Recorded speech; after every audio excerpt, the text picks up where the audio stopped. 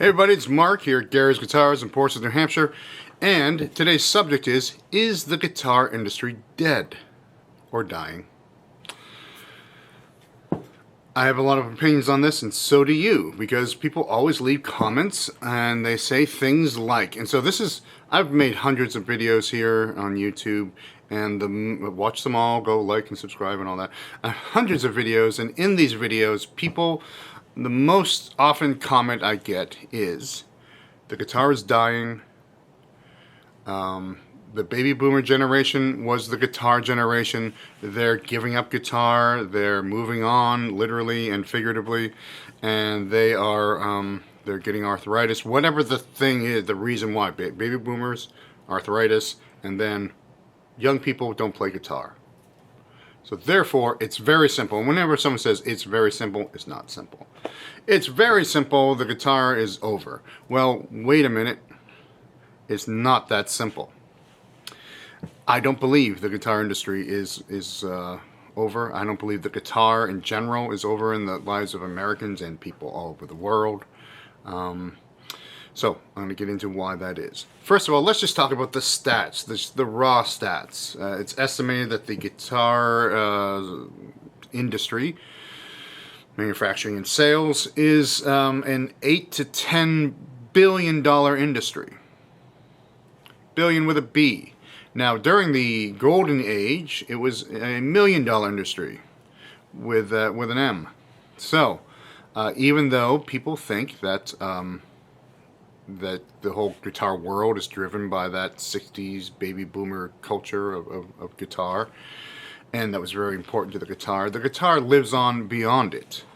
As a matter of fact, especially recently with the bankruptcy filing of Hofner, people are saying, well, Paul McCartney, should save Hofner. Or, Paul McCartney has bought two Hofners in his life, one in 1960 and one in 1962. He is not a great customer for Hofner. And along with that, a lot of people, they bought their guitar. They have a guitar. They bought it in the 60s, and they played it their entire life. They're not really part of the industry. So, but God bless Paul McCartney, because he has spread the joy of music around the world many times over. So I'm not picking on him for not buying enough Hofners. But the truth is that the industry of sales does not necessarily lie in these customers.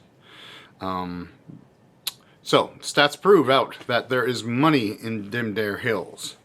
Private equity has come messing with the guitar industry. Now, private equity is the truffle-sniffing dog of money. If there's money to be found, they sniff it out and they get their beak into it, just like what they've done in the guitar and just in general music retail industry. It's true. And so why are they buying Reverb.com? Because they think there's money there. Because it's a big industry, and they want to strip some of the money out of it, but still, it shows the industry is strong. Now, let's talk about the guitar killer. Now, people are saying, well, kids today, they're just playing with their iPhone, iPad, things, and they don't want to pick up a guitar. It's too much work. Well, the guitar killer has been around for a long time. It's and whether it be the Chamberlain or the Mellotron in the 60s that was going to put musicians out of work, and then the synthesizer was going to put musicians out of work, and then or guitarists out of work, because a keyboard player could play all the parts, and then the synthesizers of the 70s, and then the digitally controlled analog synthesizers, then the digital synthesizers, and then the samplers, and then there's always this guitar killer that's supposed to kill the guitar, and it never really does.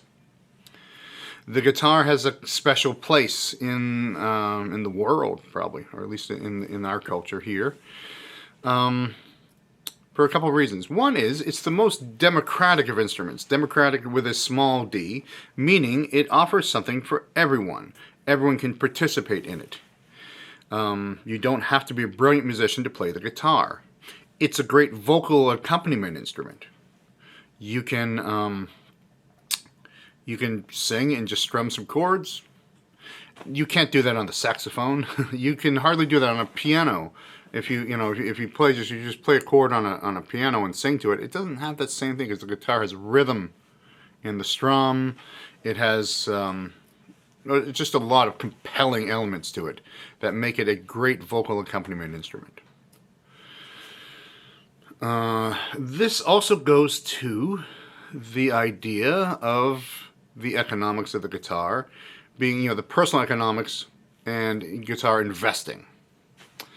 Now, we're told that guitars make terrible investments. I tell people that the used guitar industry is down 20% last year, maybe some more this year. However, there is a market for collectibles in the world. In this increasingly digital world, people want to own a thing that they can interact with, and the guitar seems to be a great thing to have in your living room, to strum once in a while. It's a great hobby instrument. If you put it down for a month and pick it up again, you can play it. If you put a violin down for a week and pick it up again, you suck at the violin. You put the guitar down for a week and pick it up, you might be better when you pick it back up. So, but there is people like to interact with the guitar. And so that idea of collectibles, it is an economic thing. I'm not making this up. This idea of like having investments in collectibles, which used to be like sports cars and Rolex watches, which are also taking a big beating in the open market. But just in general, owning something that has a physical presence on this earth has what I would call an emotional dividend. So you won't necessarily make your money back, although you could, depending on what you happen to invest in. I'm not a financial advisor. I'm not telling you to invest in guitars, but the spiritual dividend, the emotional dividend, is pretty incredible. What could you buy for a few $100s when you're 15 years old that could change the course of your life? And the answer is probably nothing but a guitar. So, the guitar killer has never come around, and we stand here looking at the future. What is it? Well, digital amplification is taking off like crazy, which kind of supports the guitar as a tool for music creation.